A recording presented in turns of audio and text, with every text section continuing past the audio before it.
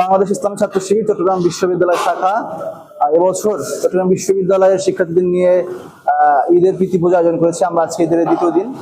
আমাদের আজকে প্রায় 4টা হলে মুসলিম এবং অমুসলিম ছেলে এবং মেয়ে আলাদা আলাদা 4টা হলে আয়োজন হয়েছে। আমাদের প্রায় 700 থেকে 800 স্টুডেন্টের জন্য আমাদের আজকে আয়োজন। আমরা আশা করি আমাদের এই যে আয়োজন সেই পরিমাণ শিক্ষার্থী আমাদের সাথে অংশগ্রহণ করবে।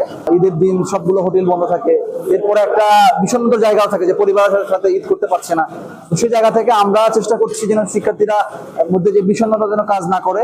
যারা শিক্ষার্থীরা অবস্থান করছে তারা দারিদ্রতা এখানে থেকে গেছে এরকম নয়, তারা থেকে গেছে হচ্ছে সামনে পরীক্ষা আছে, ব্যস্ততা আছে, অনেকের হচ্ছে কি বাড়ির দূরত্ব অনেক বেশি ঈদে এবং হচ্ছে কোরবানিতে যাওয়ার সময় রাস্তার ভোগান্তিটা বেশি, এজন্য তারা অনেকে চাই পরীক্ষার পরে যাবে, মাঝামাঝিতে যাবে।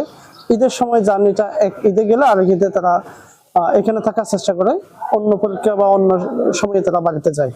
আজকে আয়োজনটা অনেক ভালো ছিল।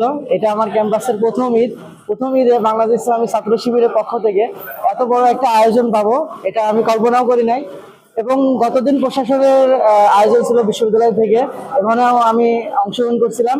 তো আজকে এই বাংলাদেশ ইসলামী ছাত্র শিবিরের পক্ষ থেকে আবাসিক অনাবাসিক সকলের জন্য আয়োজন করা হয়েছে এবং আয়োজনটা সত্যি মনোমুগ্ধকর। ক্যাম্পাসের কোরবানির ঈদটা আমেজটা আরো বাড়াই দিচ্ছে হচ্ছে বাংলাদেশ ইসলামী ছাত্র শিবির চট্টগ্রাম বিশ্ববিদ্যালয় শাখার এই আয়োজনটা।